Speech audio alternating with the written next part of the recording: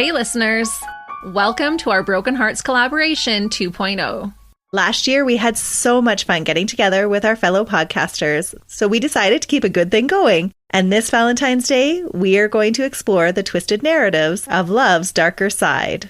In the realm of relationships, the 4 seasons serve as a haunting metaphor for the complexities of love, especially when it goes wrong.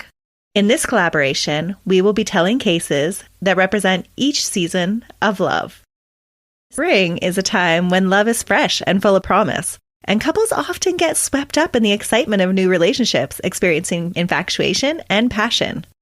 However, sometimes that young love isn't necessarily on the up and up. We are so excited to introduce Brandon Hall from Music City 911. He is our favorite 911 dispatcher from Nashville. His cases often include audio from actual 911 calls. Buckle in, listeners, because what Brandon has for you is chilling. Teenage love is a powerful but sometimes dangerous thing. It can be a turbulent experience, intense emotions, newfound independence, and navigating complex social dynamics. All are things that often are learning experiences for a pair of teens in the throes of love. But things can intrude on that teenage love. Emotions like jealousy, insecurities, or sometimes a third party can derail a young relationship. Love and crime, 2 seemingly different forces, often intersect in surprising and unsettling ways. They're not generally associated with one another, but during the passion of love, a crime may take place, or sometimes even intervene in that love, or the love one thought they had. The first thing you may think of is some form of domestic violence between the 2 parties. That is absolutely the most common form of love and crime. A lot of times these crimes go unreported. No one knows except those involved. People may notice signs and never say anything. Other times, it's blatantly obvious, and there are other instances where there are other issues at play. Passions in love and crime come to a boiling point, and the pot holding those passions get knocked over and spilled, creating something that can never be repaired. Welcome to Music City 911.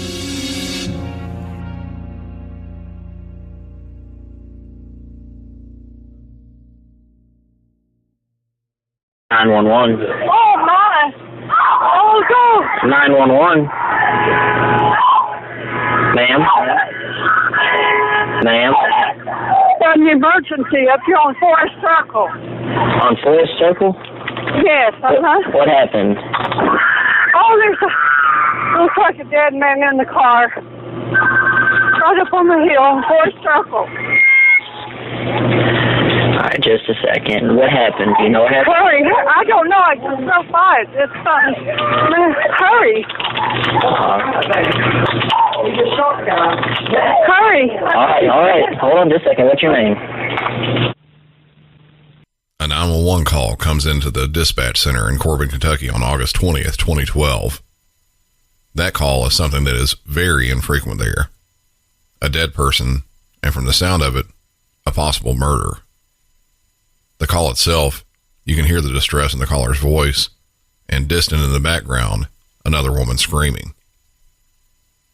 Corbin, Kentucky is a very small town located in southeastern Kentucky, about halfway from Lexington and Knoxville, Tennessee. There are just under 8,000 residents. Murder isn't something that happens there frequently. In 2022, there were 0 murders reported. So just 10 years prior, hearing something like this coming in on the 911 line, it was not something that would be considered a common occurrence. In a larger city like mine, Nashville, we'll get shootings and stabbings nearly every day, sometimes multiple times in one day. It's usual. So something like a death that has a possible crime related to it in a small town like Corbin, that in some years has literally 0 murders, dispatchers there would likely perk up in their seats as soon as they hear the info.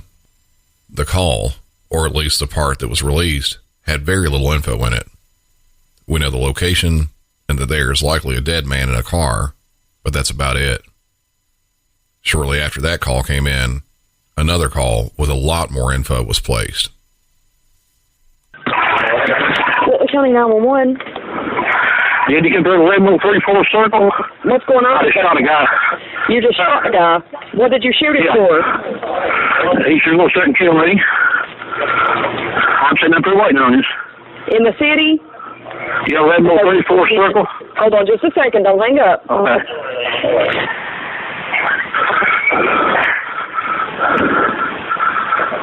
What is it?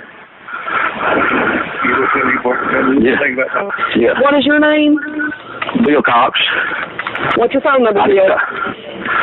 521-1933, cell phone. 521-1933? Yeah, 4 circle. Are you in Corbin or are you in Williamsburg? Corbin. I'm probably old drive in from top of the hill, goes in circle. Okay. You got the apartment stuff. You got the apartment stuff, Ernie. Where is he at? Is he okay? I mean, no, he's shot. He's dead. I killed him. Okay, hold on just a second. Okay, he's sitting in the middle of the road with a car. Okay, let me transfer you to the court. Stay on the line. Okay.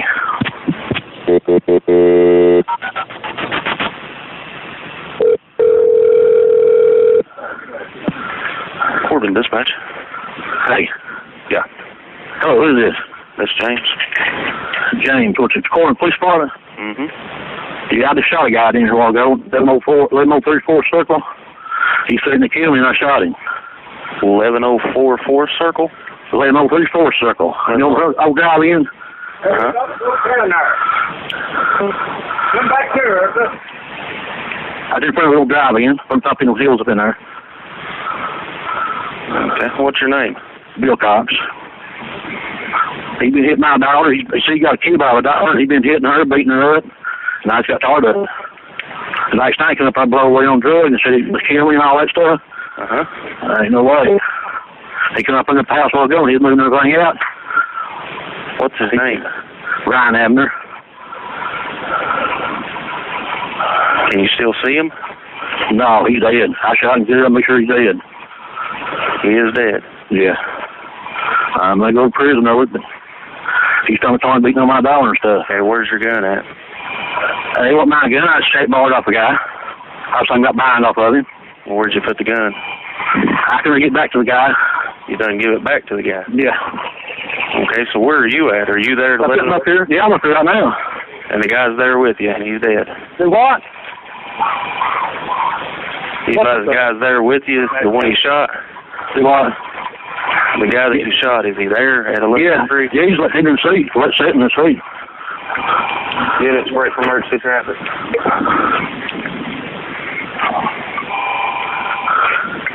1103 circle, 1103 circle, shots fired, one subject possible 10-7. I'll advise that he shot the subject. Caller doesn't have the gun at this time. Advise he gave the gun back to an individual he borrowed it from. They on the way? Yeah, I think they're on the way. Yeah, they are on their way. Okay.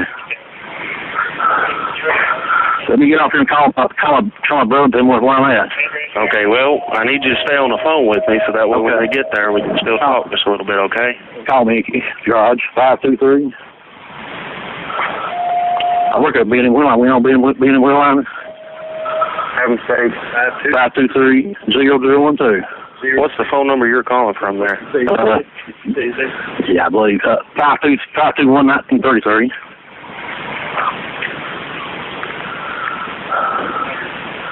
$1103.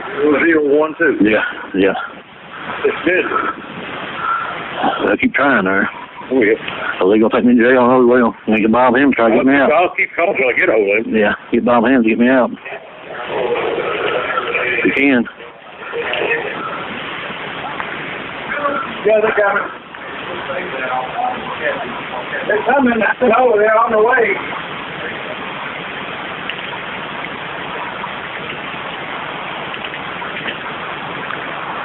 Whose gun was it that you used? Joe Dobson.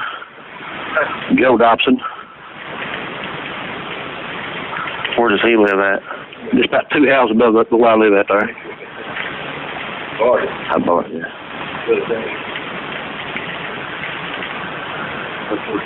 How long ago did you shoot this guy? Just a while ago, about 5 minutes ago. And then you took the gun back up there to your neighbor and then come back? Yeah.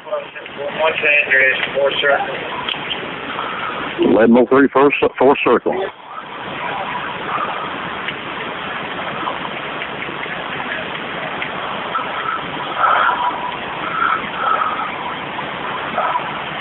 What's the circumstances? What's that number again? 523-0012. I was advising this male subject and talking to his daughter. He had the pistol in his possession, was thinking about buying it.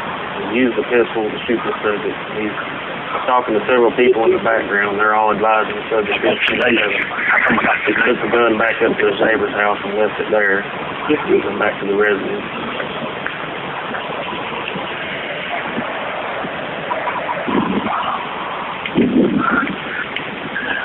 What have a name on the shooter yet? I think it was Bill Cox. Bill Cox. 10719 Avenue. Hey, you think it's tough to him? How many times did you shoot him? 3, I believe. A friend of mine, I lost him the other day. Where did you shoot him at? I think in the head.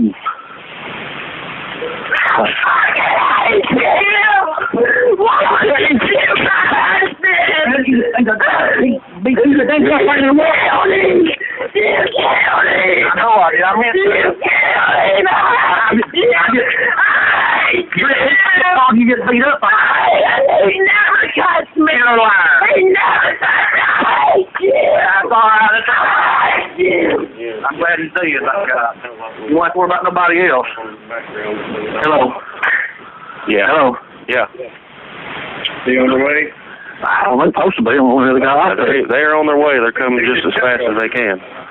There's a dog got through beating me up because she should have killed him. But she don't know she beat him up or she beat her up 2 or 3 times. Yeah. She come back last night and she heard him holding her up, got hurt. Yeah. And she goes, I didn't hurt her, hit her leg. I didn't hit her leg. I didn't hit her. And that first show you got there, you hit her. Yeah. Well, I tell you what, I'm going to go to prison over this. It's worth it. That guy. You won't go long. You stick with what he put in your life and you burned it. Well, he served my life 3 or 4 times. Sure, that's all I go, too. Yeah. So I tell you what, we'll try to get go through later. Yeah. She is. He up there and called him back down there. I know it.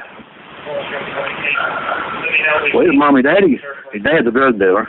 They run him off. His mom's a dope head. She's living in Ohio. She run him off. And she ain't gonna waste space till he come down here for her. Yeah, that's right. You give me nothing, no reason. Got Mickey again? Second left in the 4th circle. It's going to be on your left out there before you get Mickey can find out what you can go back with him and try to get me out. Don't say it up against. So it's the entrance closest to 7th Street. What's your phone number? 523 523 0012. 0012. Yeah. Should be up there in a few minutes. So nice of it. Campbell. Okay, listen to me. I've got an officer just pulled up out front. Here's what I want you to do. Okay. I want you to make sure your hands are where he can see them real good. Yeah. And you listen to everything they tell you to do, okay? Okay, I'm sitting up here in the fire truck up here. Bill's in a white truck down here right in his house. That's where he's going with his daughter. I just shot him. He shot him. Okay, I'll walk out here. You better get up. Okay, listen, when you walk out real slow. Keep your hands up where he can see them, okay? Okay. Are you walking outside?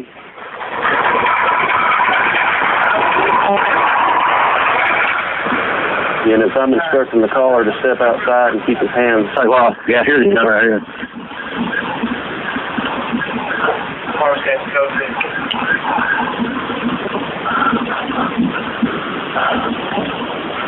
Do you see the officer? Yeah, he's going to be hanging up. Yeah, go ahead and hang up. I see you. Yeah.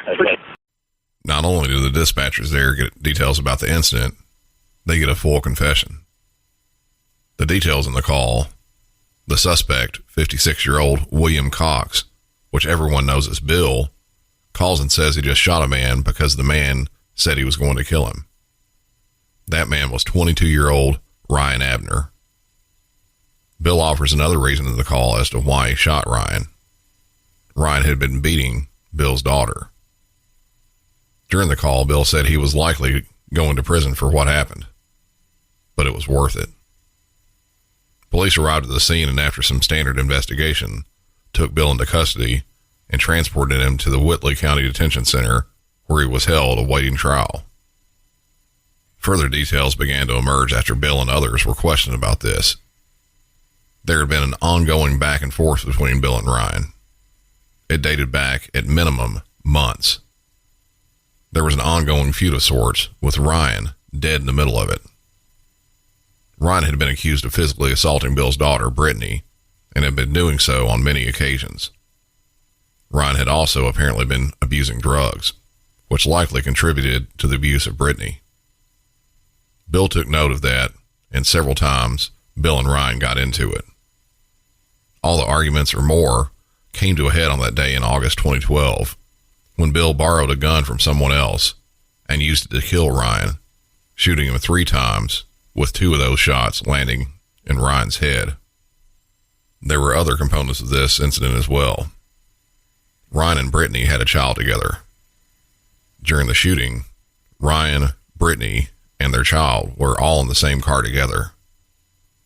The woman that could be heard screaming loudly in the first call and began screaming loudly on the phone midway through the second call was Brittany.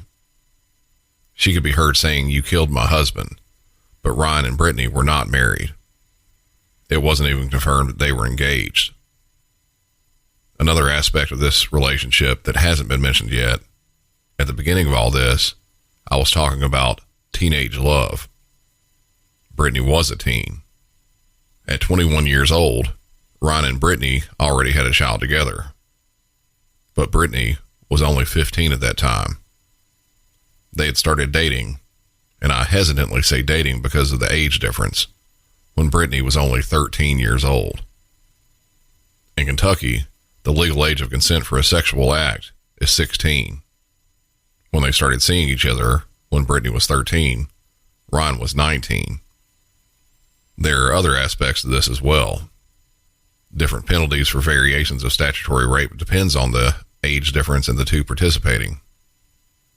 And statutory rape is considered a strict liability crime, meaning that force or violence doesn't have to be used. The only thing that is considered by a prosecutor is the age of the victim and the age of the suspect. Brittany would have been 14 or 15 years old when her and Ryan's child was born. That means that Ryan was either 20 or 21 years old when the child was conceived, well within the realm of statutory rape. It's not known why Ryan had never been charged with this crime. William Bill Cox went to trial in 2014. At the trial, numerous neighbors were called as witnesses. They all had the same story. They had witnessed physical abuse of Brittany by Ryan. Brittany, who was also a witness, denied anything bad had happened between them. The neighbors were also well aware of the arguments and such that had been happening with Bill and Ryan, stating that those had been going on for several months. The trial was wrapping up, and the Whitley County Circuit Court jury took 3 hours of deliberation to find Bill Cox guilty, but not of murder. He was convicted of first-degree manslaughter under extreme emotional distress, as well as 2 counts of first-degree wanton endangerment for shooting into the car while his daughter and grandchild was inside of it, endangering both of their lives. The 7-man and 5-woman jury could have recommended up to 30 years in prison for Bill's crimes, but ended up recommending 12 years. The judge, who under Kentucky state law could have reduced the recommended sentence but not increased it, agreed with the jury's recommendation. Bill was formally sentenced to 12 years in prison.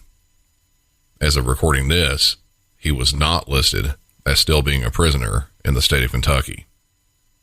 Before all this happened, Bill owned an auto repair shop.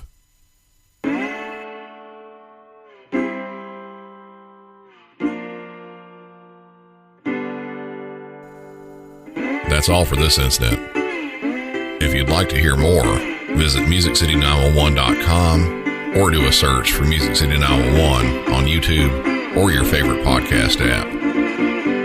For Music City 911, I'm Brandon, and y'all have a good one. Thank you, Brandon, for bringing us that case. We are so grateful that we were able to collaborate with you again this year. Brandon wasn't kidding when he said it was about young love. Illegal young love. You never want to side with a dirtbag, but I can definitely understand the motives. Absolutely. But in the next season, the motives take on a more sinister tone. Summer represents the time of heightened passion and intimacy. While relationships may flourish, this season can also amplify existing issues. Arguments can become more intense, fueled by the heat of emotions. In extreme cases, conflicts can escalate into physical altercations, and the desire for revenge can lead to fatal outcomes. Especially in relationships marked by toxic dynamics. And this next case is definitely filled with toxic dynamics. Please welcome Bill and Sandra from Crimes, Killers, Cults, and Beer to bring us another harrowing case. Hey, everybody. My name is Bill, and this is my co-host, Sandra. Hello. We are Crimes, Killers, Cults, and Beer, a true crime comedy podcast. And we were on this collab with Buried Motives and several other podcasts last year for Valentine's Day, but I had a different co-host then. but Sandra is here to stay. This year, we're going to do an abridged version of an episode that we've already done on Crimes, Killers, Cults, and Beer. It's episode 136. And last year, we did a Florida story. And this year, we've got another Florida story for you that they both just happen to fit in with the theme of the collab. And if you're new to our podcast, we are from Florida. So there you go. This year, the story that we're doing comes from Daytona Beach. Oh, God. Deidre Hunt, and I'll let you say the man's full name, Sandra. Costa Fafopoulos. Costantino, but yeah. Fafopoulos. Yeah. Fafopoulos? Yeah. So if you want to hear the whole episode, it's episode 136 on Crimes, Killers, Cults, and Beer. So we're going to get it started, and I'm going to tell part of it, and Sandra's going to tell part of it. So here we go. This is a story of a love triangle turned greedy and deadly. Deidre Hunt was born February 9th, 1969 in New Hampshire. She and her boss, what was the name? Constantino. Well, it's two different ways in some of the notes. You have Fotopoulos and you have Fofopoulos. So I'm not sure if it's a T or an F. So we'll just say Fotopoulos. We'll just call him Costa. Costa. But she and her boss and former lover, Costas, murdered two boys and tried to murder Costa's wife as well in a murder for hire / insurance scam. So Lisa and Costa, Fotopoulos, they were well known in the area, and on the outside, they were just friendly people who were community minded. They were wealthy, and they owned pretty much everything on Daytona Beach's boardwalk. And Costa had immigrated to the U.S. for college to basically chase the American dream. He wanted to become a self-made man, which we love here in the United States. And Lisa was born in the U.S. To another well-known Greek family, and I'm going to butcher this name, I'm sure, the Paspalakis family. And her father had immigrated to the U.S., got into real estate, and he basically did very well for himself. Old school Greeks believe in arranged marriages to strengthen the family. And she was married to Costa, and they quickly became a popular power couple. Costa was friendly and loved being the life of the party. He was obsessed with being seen and recognized. Lisa's father died in 1988, and Costa and Lisa moved in with her mother to take care of her, which was an old Greek tradition.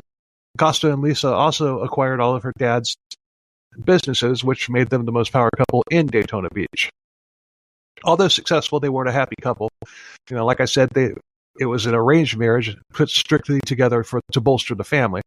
But deep down, Costa wanted it all for himself and only for himself, and greed was definitely a motivating factor for him.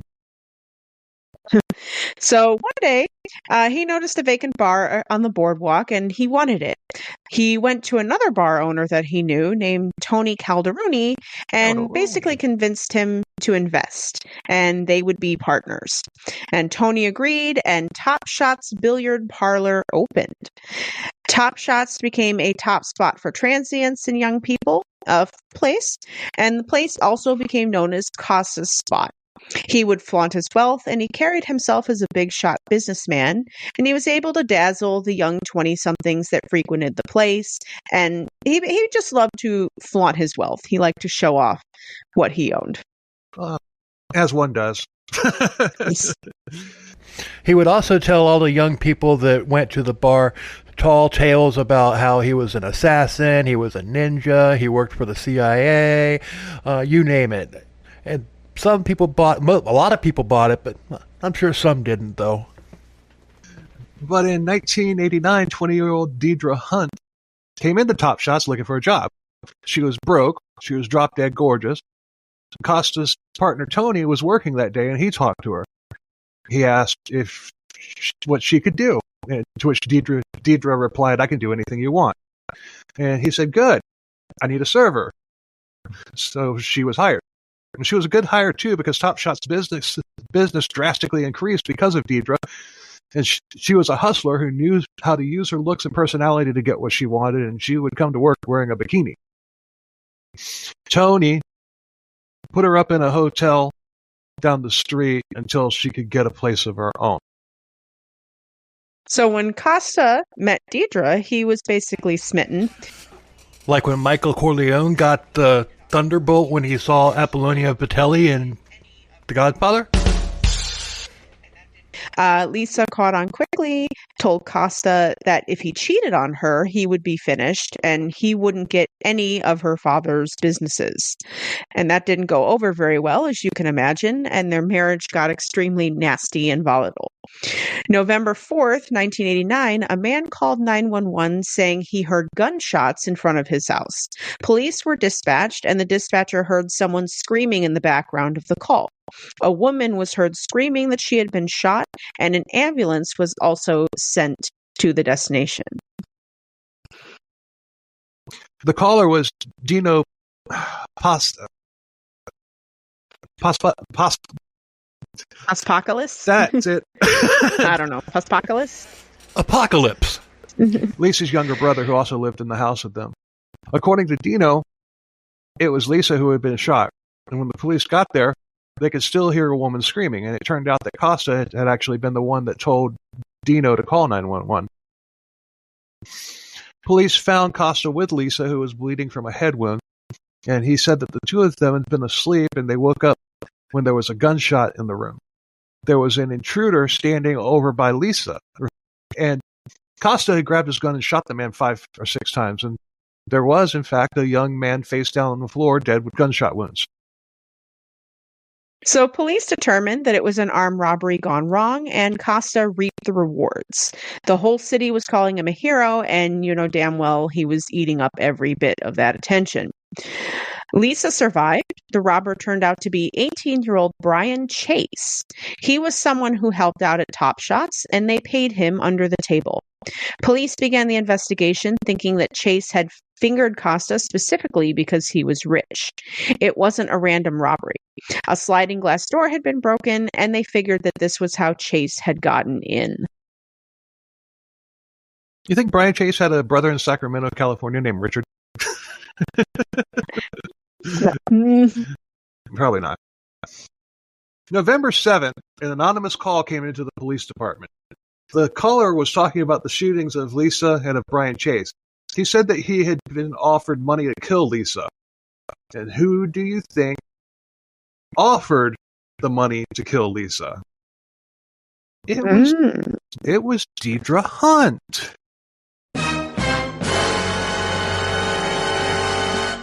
He said that she had been having an affair with the owner of Top Shots. The police brought Deidre in for questioning. She wanted to talk. She told them that if she did talk, Costa would hurt her. Deidre finally started talking, and she said that it started out that they were friends, but they were sleeping with each other and it wouldn't be too long before Costa was saying that he loved her. And at that point, they had only known each other for about 3.5 months. Deidre knew that he was married to Lisa, but she didn't care. They had come up with plans to kill Lisa so that they could get married. She also said that Lisa had a $100,000 and a $250,000 life insurance policy. With murder as a double indemnity option, the policies would double, making it a $700,000 payout. Deidre said that she recruited Brian Chase and offered him $5,000 to carry out the hit. She gave him the gun and told him to fake the robbery and to kill Lisa and to do it yesterday because that is what Costa wanted. Deidre knew that Chase was never going to make it out alive, and the plan that she had with Costa was that Costa would just simply kill Brian in self-defense, which he, of course, did. You know, what's the first rule of an assassination? Kill the assassin. She was telling the story like me as a podcaster telling it. She had absolutely no skin in the game, or like she was describing a movie plot. Then, from out of nowhere, Deidre blurted out that she and Costa had killed a boy in the woods a couple weeks earlier. It was 19-year-old Kevin Ramsey who had used to work for Costa, and Costa was mad at him and wanted to kill him. Costa told Kevin to come with him and Deidre to do some type of initiation, a hunter-killer club that he was part of. Basically, Robert Hansen. He backed this up with his paid assassin story, and he claimed to have killed 8 people professionally at that point. They were going to take him out into the woods, tie him to a tree, and shoot at his feet. And if he could take that and not freak out, then he was in the club. This would also lead to Kevin getting a career in the CIA. Sounds legit. Yeah. Kevin agreed to do this. Deidre, of course, was using her sensuality, and likely that helped convince him to do it. Oh, boy. Once he was tied up, Costa handed Deidre a .22 with a silencer and walked away. He pulled out a video camera and told Deidre to shoot Kevin, and she did, 3 times in the chest, once in the head. Deidre even took police to the spot in the woods, and they found his body there still tied to the tree. Deidre was then arrested and charged with murder, and when she was arrested, she was actually shocked that she was actually being arrested. Like, she helped them out. She cooperated, did all that stuff. But she took the police to the body, for crying out loud. Girl, you committed murder. Costa was also arrested, and he agreed to talk. And he said that he loved his wife, and he would never, ever cheat on her. He denied being involved with Deidre at all and said that Lisa had no plans and no reason to even think about divorcing him. So they had more than enough evidence to convict Costa, but by that time, Lisa was already aware that Costa had been having an affair. Someone had called her in October and told her. That someone was the wife of Tony Calderoni, Costa's partner. Lisa had decided to file for divorce, which meant that Costa would lose everything. This was when the plan for Moida was hatched, and why Costa wanted it done yesterday.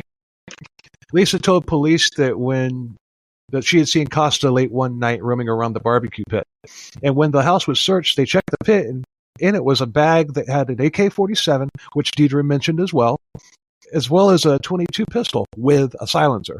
But one thing they hadn't found yet was a videotape that Costa had made of Deidre killing Kevin Ramsey. But when the garage was searched, the videotape was found.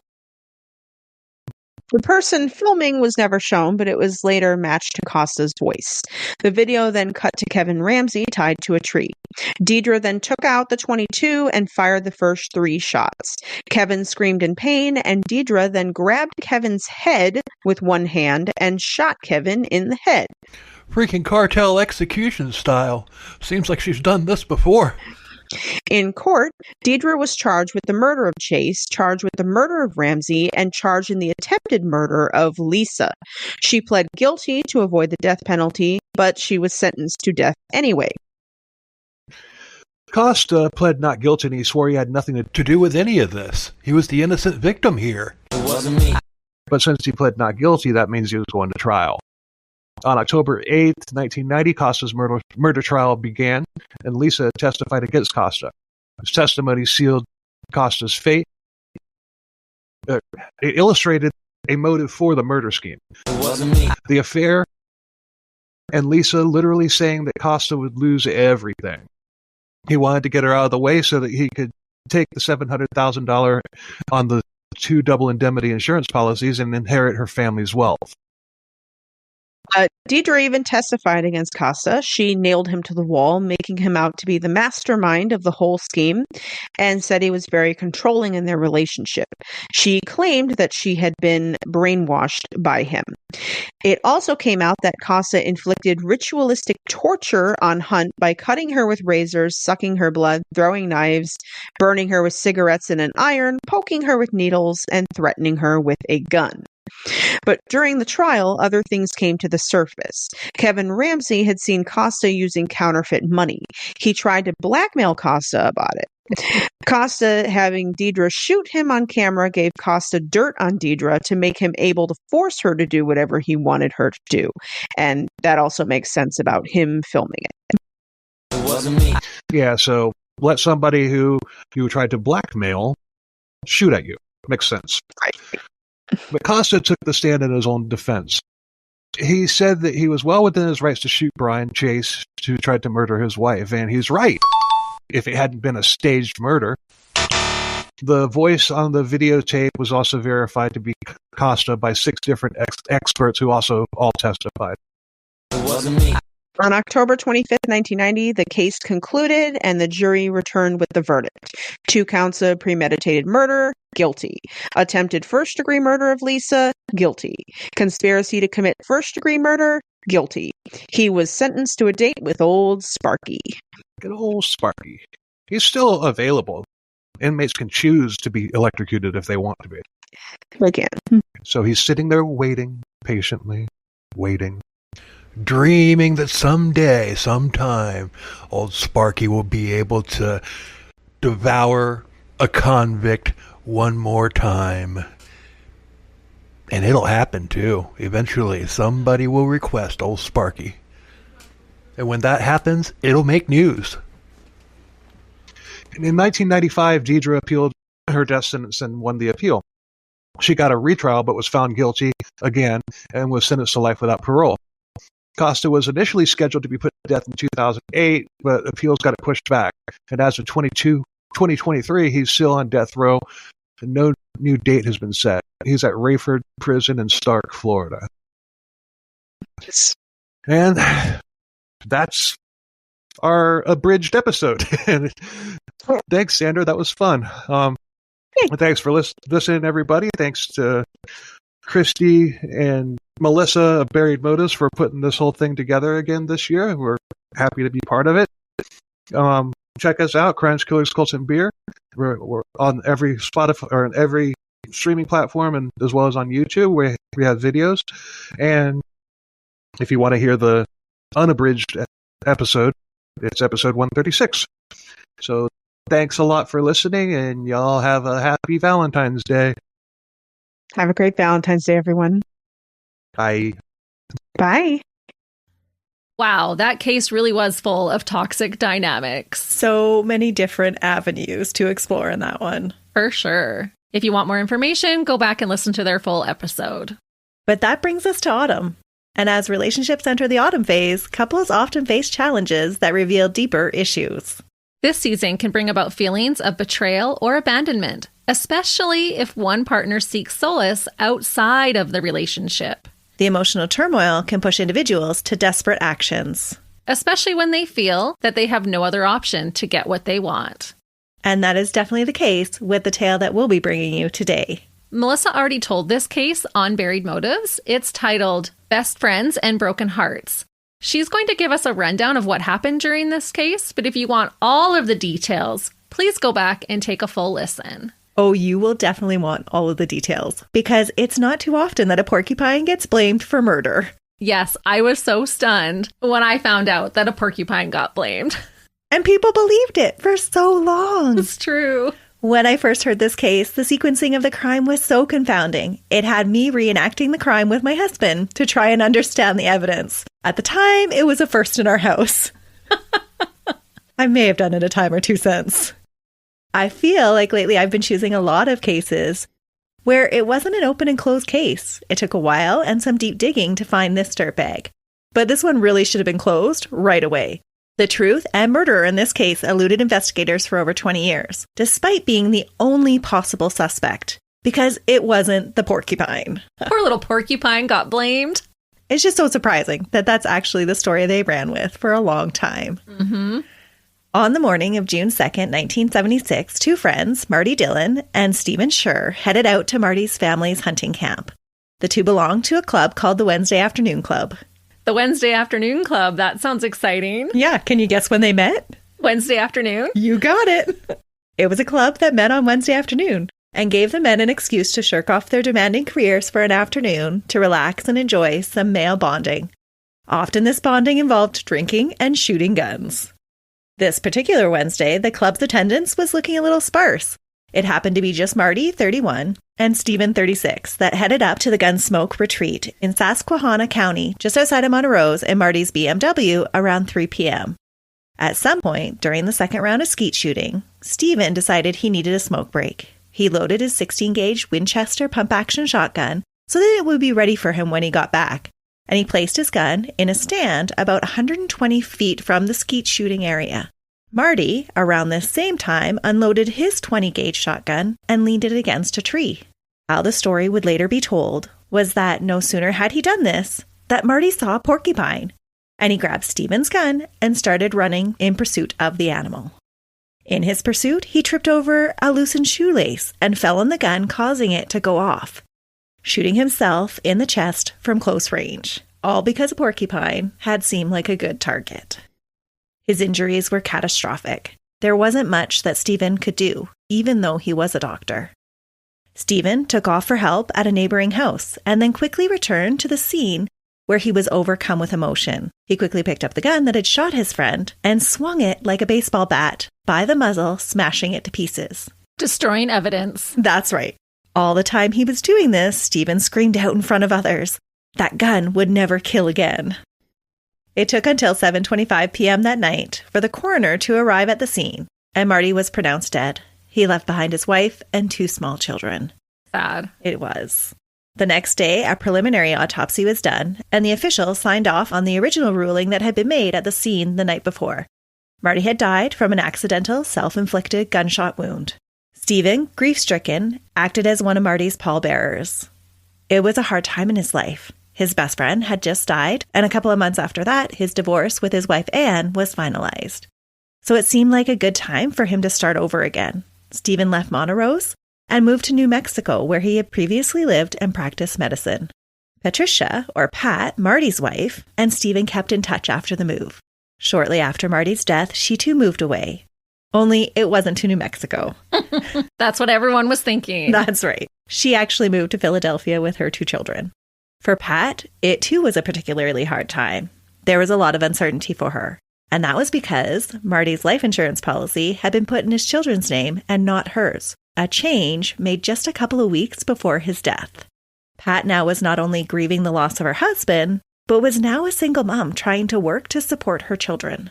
During that time, she felt that Stephen was one of her only friends that truly understood what she was going through. So, when her long-lost friend showed up in Philly 2 years after Marty's death in 1977 with groceries for her and the kids, it was a natural progression to start dating, according to Pat. We all know this is hogwash, but we're going to get there. But I did think this is not an uncommon situation when you have kind of a trauma bond. Oh, absolutely. Right? The two were married on June 18th, 1978, and settled in New Mexico.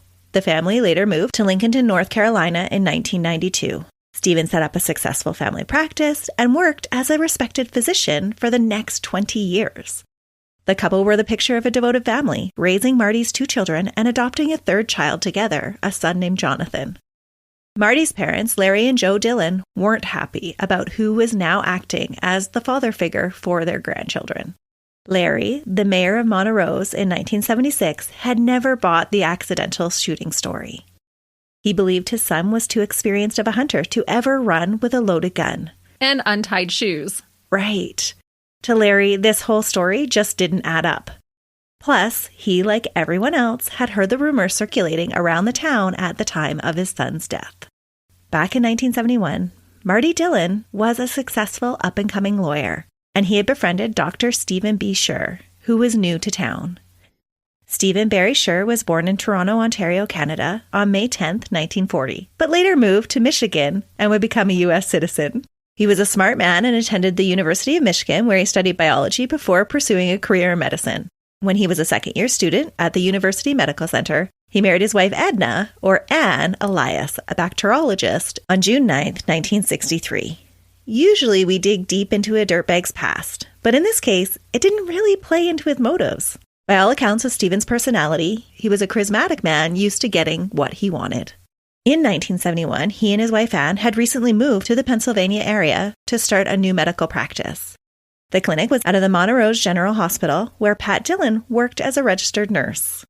As the new doctor on the floor, Stephen was a striking figure, standing 6'1" and 245 pounds. And he's a doctor. Yes. The two men were introduced through Pat, and they hit it off. They held similar interests in hockey and hunting, and it wasn't long before Marty was inviting Stephen to the men's club. Their friendship continued to grow into a family affair. Marty and Pat and Stephen and Anne enjoyed spending time together, and the families would even vacation together. But it wasn't the only time Stephen liked to spend with Pat. Stephen began to arrange his schedule to match Pat's at the hospital. And it didn't take long before the rumors started to fly, as early as 1972. Oof. Yeah, barely a year after the new doctor had come to town.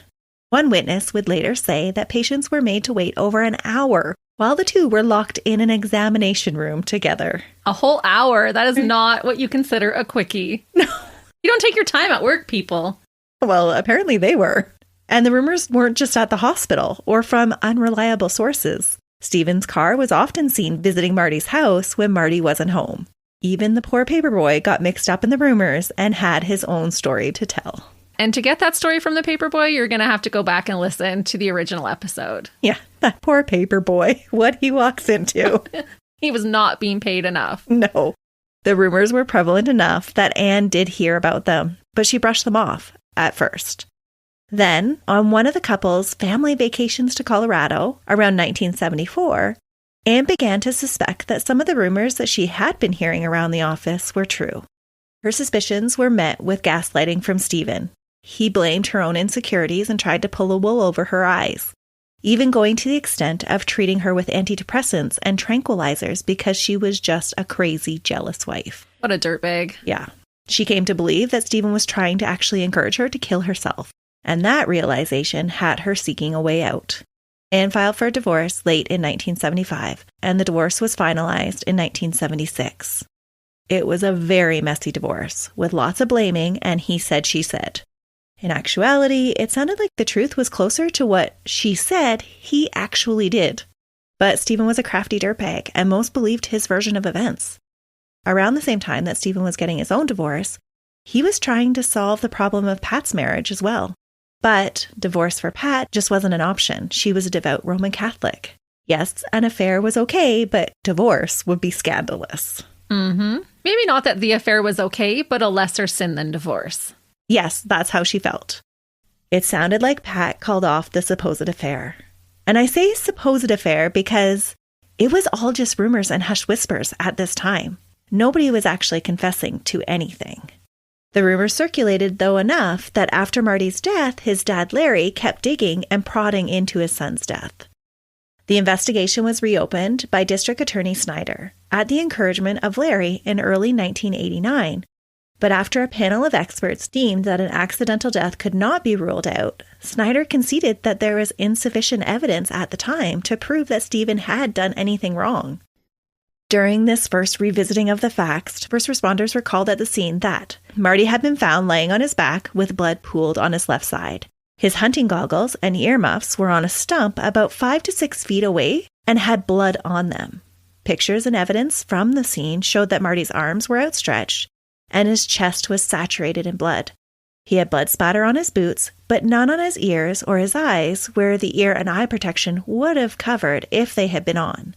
and there were streaks of blood indicating that they had been removed after the shot.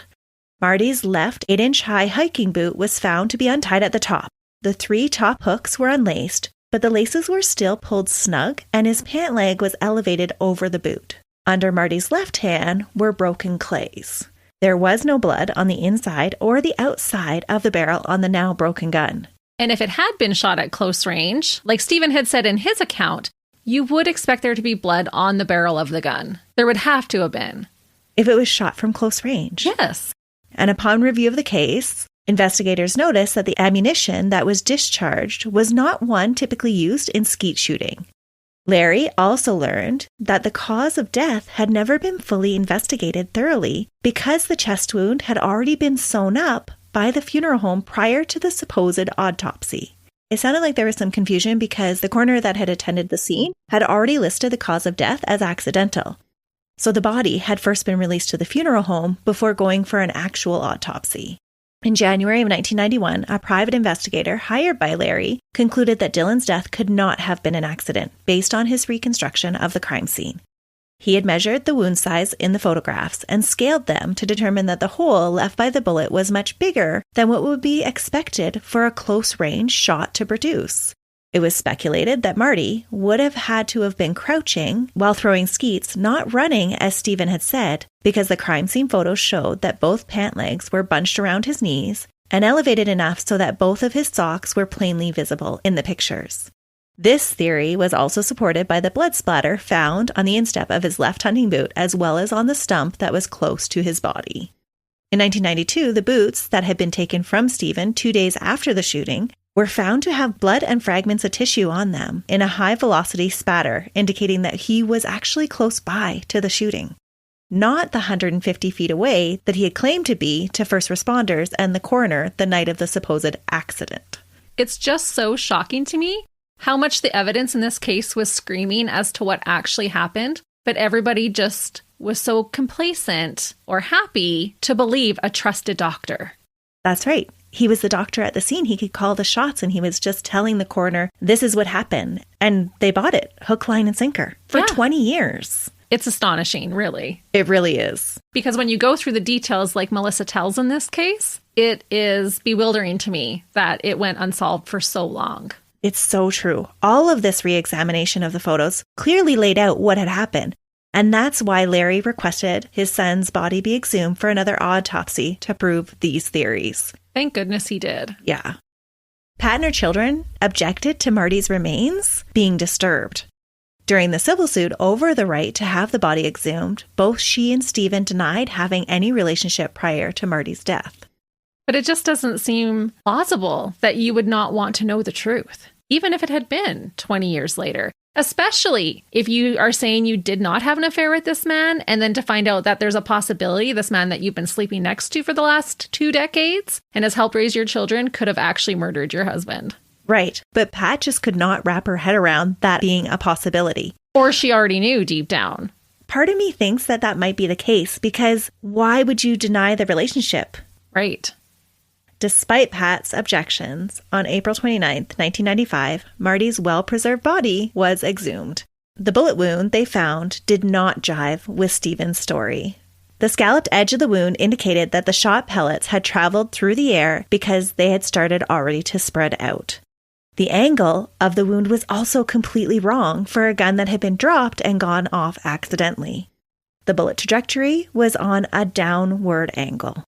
On June 26, 1995, Marty's death was officially declared a homicide.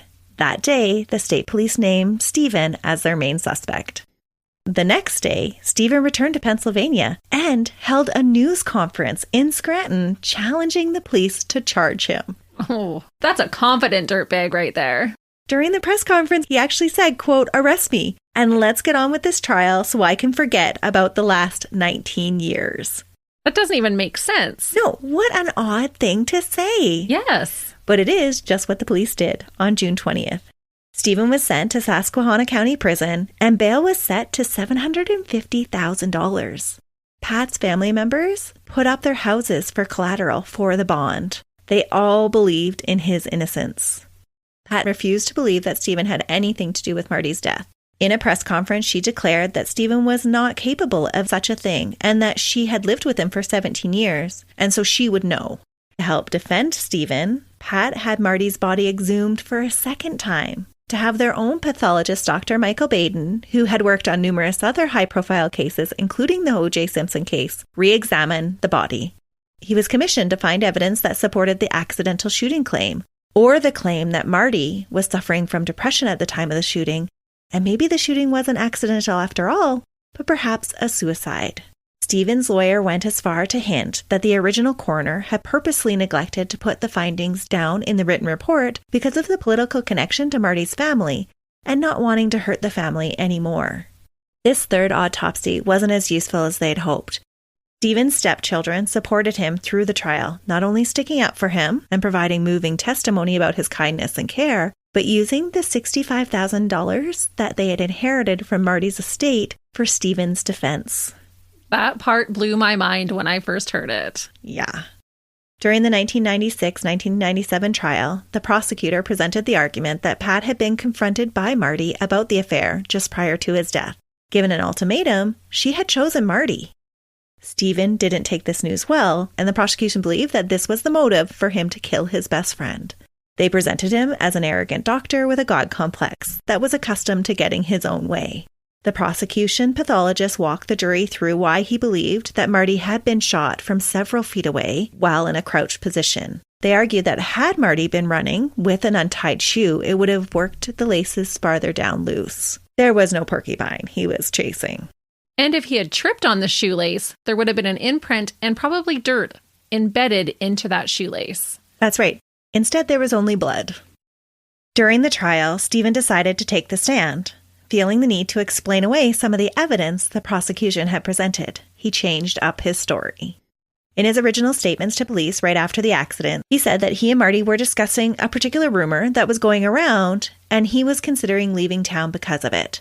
He said at that time that Marty had called him a chicken and not to worry about small people talking. Now on the stand, he changed his story. Stephen changed from his original story to say that Marty had confronted him about the affair. Marty had said that Anne had come to tell him that Stephen had said that he loved Pat. Stephen said he had come clean and told him that he was having a physical affair, but not a love affair. In his testimony on the stand, Stephen said that he had pointed out to Marty that it was as much his fault as anybody else's. And that's when Marty lost it and a fight broke out between the two of them. Marty grabbed the nearby gun and Stephen had to defend himself, so he grabbed the gun too. And that's when the gun went off and Marty was shot accidentally as the pair struggled over the gun. Stephen admitted that he had untied Marty's shoes in an attempt to make the story more believable and that there had never been a porcupine. When asked why he had never fessed up in the 20 years that had passed since the shooting, he said he was trying to protect his family from the pain and the truth. The trial became a battle of coroner reports and expert opinion on whether this fight was actually possible. After 6 weeks of trial, Stephen was convicted on October 22, 1997, of first-degree murder and sentenced to life in prison. He appealed almost immediately, and he would be successful. His original appeal was granted, and his conviction was reversed on June 7, 1999. Ugh. And just like that, he was freed from prison, as long as he posted a bond and checked in with his parole officer daily. He was made to do this because the courts believed the prosecution would be fighting the appeal ruling, and that was definitely the case. At the time of Stephen's release, Pat, despite facing her own legal issues now because it was determined that she had lied during the civil suit, made a statement saying, quote, "Sometimes it's hard to believe in miracles, but we have one, and I am thankful." The two returned to living a quiet, comfortable life in the suburbs, for a time at least. The decision on his appeal would be overturned, and Stephen would be ordered back to prison in 2002. In 2004, the court ordered a new trial to be held to determine if Stephen was guilty of first-degree murder of his best friend. During the second trial in March 2008, the prosecution presented the same evidence, this time focusing on the ear protection that had been removed after Marty had been shot. They argued that had Marty been wearing ear protection at the time that he was shot, then he really couldn't have been having a discussion about the affair with Stephen, as he had claimed during his testimony during the first trial. True. Yes. For a second time, the jury returned a guilty verdict after 2 hours of deliberation, and Stephen, at the age of 68, was once again found guilty. Stephen died in 2010 of natural causes at the State Correctional Institute at Laurel Highlands in Somerset County on August 9th. He was 70. The announcement of his death was met by his former patients expressing gratitude for his care. Sounds like he was a great doctor, but not such a great best friend. Definitely not the type of friend any of us would want to have. No, you want out of that friendship for sure. And that brings us to our final season, winter. It signifies a period of reflection and often the end of relationships. Feelings of loneliness and despair can take over, leading to severe emotional distress. In some cases, one partner may not be able to cope with the relationship anymore, and murder can be the ensuing result. The coldness of winter symbolizes the chilling end of love. Our next case is brought to us by Kim Toller from A Million Other Choices. She will tell us a case about a relationship that lasted through the seasons until it didn't. Hello and happy Valentine's Day. I am Kim from A Million Other Choices, and this is the murder of Roberta Snyder. In Hartville, Ohio, which is a small, quaint little town of about 3,000 people, when you close your eyes and picture a small town America, that's Hartville. One of those everyone knows everyone and there's really nothing to do but gossip at the hardware store, which doubles as the post office kind of towns. And in this quiet little town lived retired couple Phil and Roberta Snyder, a lovely elderly couple who loved to play cards. Married 53 years and grandparents of their son and daughter's children who had both been born and raised in Hartville. Wholesome and just your regular couple that like to spend their days in the garden, doing crafts, and visiting with neighbors over the fence. I cannot stress to you enough how normal 69-year-old Roberta, who neighbors and friends called Bobby, and Phil were. And imagine 53 years of marriage. I can't even imagine still being married next week. I mean, some days maybe, other days maybe not. But just picture your average Caucasian couple in their early 70s, Roberta a little bit plump in the midsection and a fan of sweatshirts with cute sayings on them with kittens, and Phil with his thinning gray hair and tummy spilling over his belt, a chronic look of either disapproval or confusion, you can never really tell which, plastered on his face. But in her 69th year in 2017, Roberta and Phil were devastated to learn that Roberta had cancer, and it was terminal. There's no reports say what kind of cancer it was, just that her medical records indicate that she did in fact have cancer.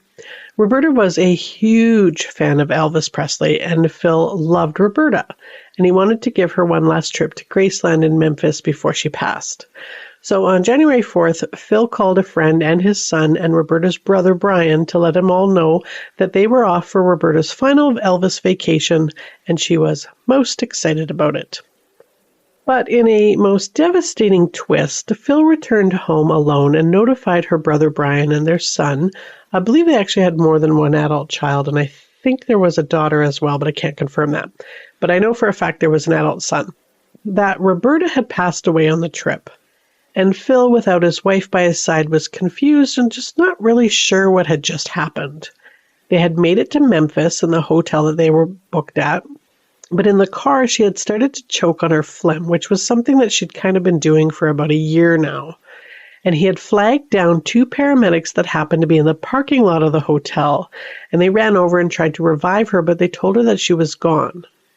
And then they told him that they were going to transport her to the coroner's office, and there was really nothing more that he could do. Now, Phil, in his confused and distraught state, took that to mean that there was nothing more he could do and that he should just go home, as in go home to Ohio. And he just didn't know what else really to do, so he came home. And Brian and his son were like, but Dad, like, where did they take her? And he said, I don't know. Well, what did they do with her body? I'm not sure. Now, his memory was really fuzzy, and he just wasn't sure about much. He said that something about them telling him that they were going to cremate her, but he wasn't sure. But where were her ashes? He didn't know, and no one had told him anything. So Brian went to the Hartville police station and told them what had all happened and said, asked them, like, can you please try and track down where Roberta's remains are? Phil just wasn't able to give very many details. He was very confused, and it was all just really upsetting for the family, as you can imagine. So an officer goes out to the sniper's house to talk to Phil and maybe poke his memory a little bit so he can try and figure out where Roberta's body maybe was. Phil shuffles to the door to answer in his slippers and tells the officer what he remembers. that they had made it to Memphis. He realized that she had died in the truck on the way. He flagged down paramedics and that they took her away, and he came home. He says he's doing as good as he can under the circumstances, and after 53 years together, the cancer diagnosis was a bitch, and he just wanted her to see Graceland one last time. You guys okay? I'm okay, yes. Okay. My wife passed away. She choked on her phlegm. She'd been choking for quite a year. Okay. And she wanted to go down one more time before she died. I think she knew she was going to die. They took her to a place where they cremate people. Okay, and you don't know where that is either? No. So the officer calls the coroner's office in Memphis. There's no Jane Doe's, no record of Roberta. So he called all the hospitals and EMTs, and the same thing. No one had any record of transporting or helping Roberta. Now, they kind of have to find Roberta because there are laws about disposing of human remains. Like, you can't just leave a body and walk away from it, no matter how old and confused you are. So they come by the house again the next day and ask if he's got some receipts or anything from the trip so that they can try and track down the trip and maybe figure out where Roberta's body is. And as is protocol, they would like to take a look around the house and just make sure she's not there or being tied up or something. I mean, you never know, right? And Phil's like, sure, no problem. Just can you make sure your shoes are clean? Because Roberta did keep her house very clean after all. So together they sit down and they look at a map and go over it, and Phil pulls out all the receipts that he has. They had made their first stop in Sparta, Kentucky, and checked into the Ramada Inn on the night of the 4th before heading the next day the rest of the way to Memphis. Okay, cool. Thanks, Phil. This helps a lot. This gives us a place to start. And they decide, since Phil's memory is not so good, that the best place to start is by tracing a timeline and trying to track down any security footage and talking to people that maybe had encountered the couple on this trip. So the first stop being the Ramada Inn in Sparta, Kentucky. Only the surveillance cameras show Phil pulling into the parking lot in the white Ford F-150 that he drove, with only him in the driver's seat. There's no Roberta, and he checked in alone. And the desk clerk remembers him, but that it was just him. And he is seen on camera entering this hotel room and leaving the next morning alone. And come to think of it, yes, Phil did seem very confused and befuddled, like old man befuddled, but he didn't seem particularly upset by his wife of 53 years' death. I mean, he was kind of matter-of-fact about it. Do you think that? No. So they go back to Phil's place to ask him a few more questions and show him the footage of him checking alone. Phil is looking at the pictures confused, and he says, no, she was with me in Sparta. She was fine. So they say, look, we know that she was sick, but the kids and her brother need to know what happened, when and where, and they need her body for a proper goodbye. And he says, well, are you going to take me to jail? And they said, well, did you kill her? No, of course not. Then probably not. But there are laws around a person's death and stuff. Like, it has to be documented properly, and you have to dispose of remains properly.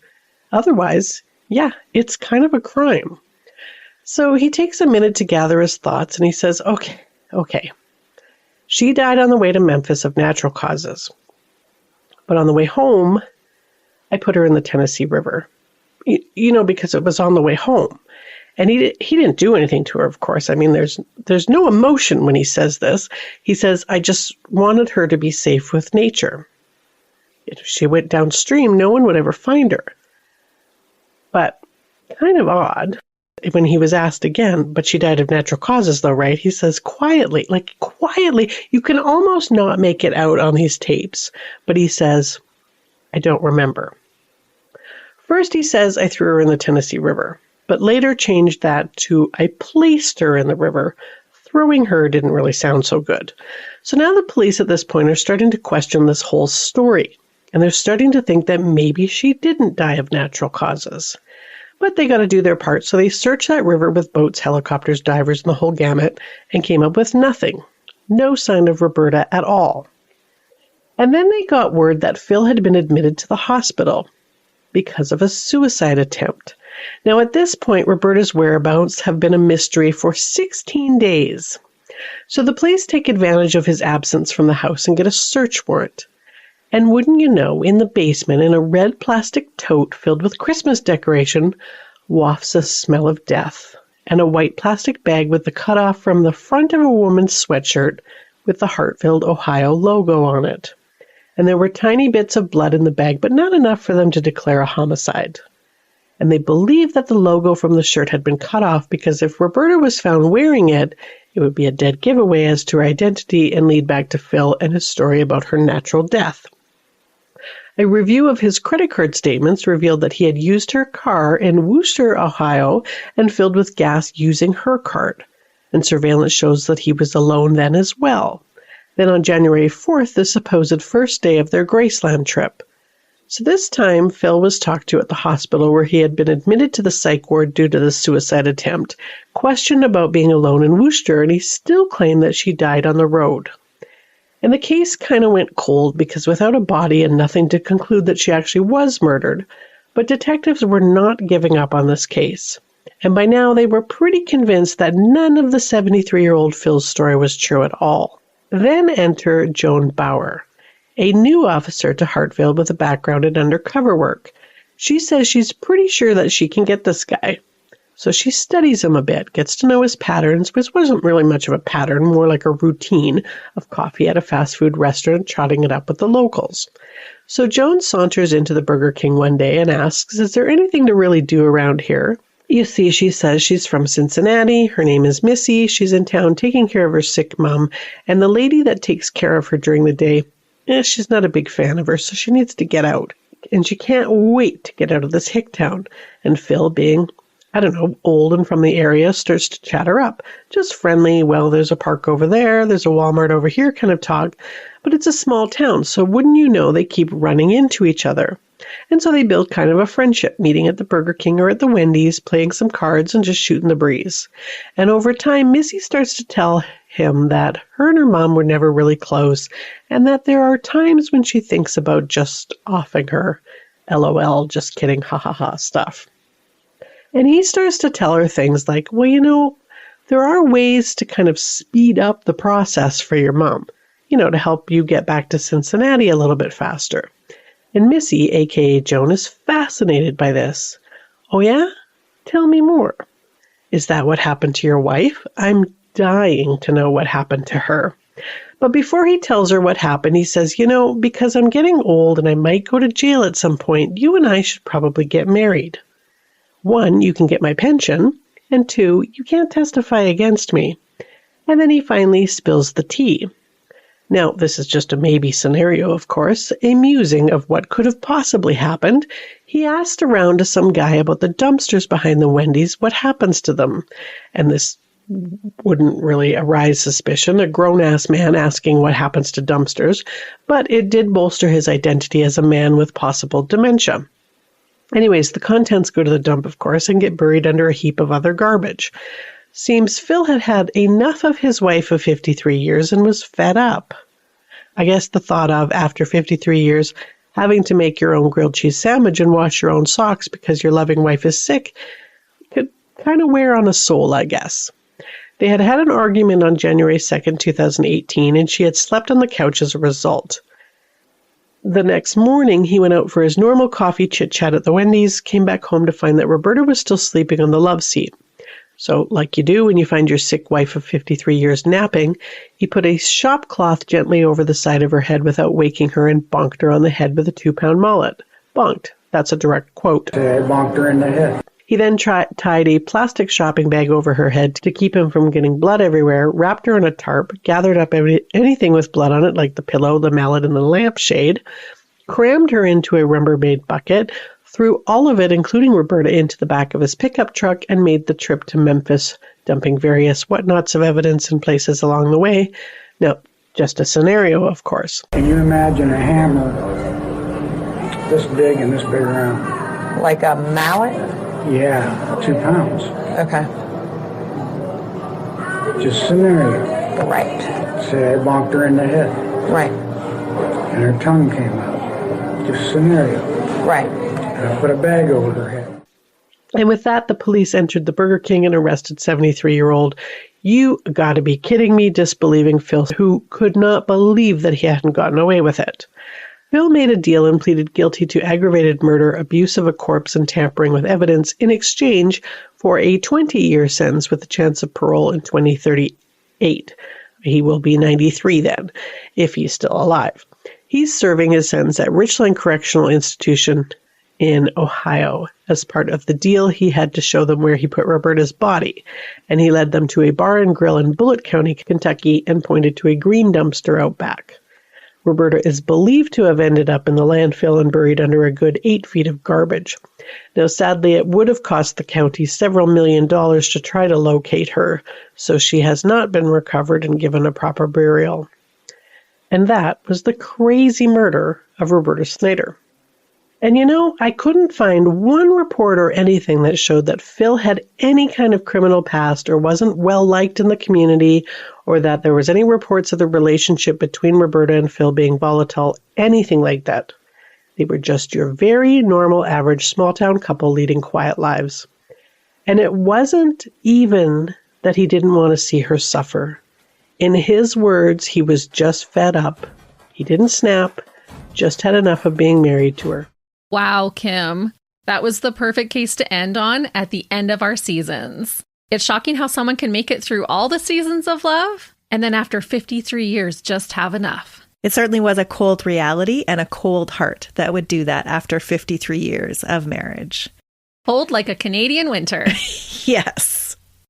And that brings us to the end of our Broken Hearts Collaboration 2.0. We want to wish everyone a very happy Valentine's Day and a heartfelt thank you to all the other podcasters who decided to join us this year. We've enjoyed this immensely, and we hope our listeners have too. Please take the time to check out everybody's podcasts. We'll have the links in our show notes. So please feel free to check everybody out. Again, I'm Christy. And I'm Melissa. And we're the hosts of Buried Motives. And we'll be back again next week with a brand new case. Until then. See ya. Bye.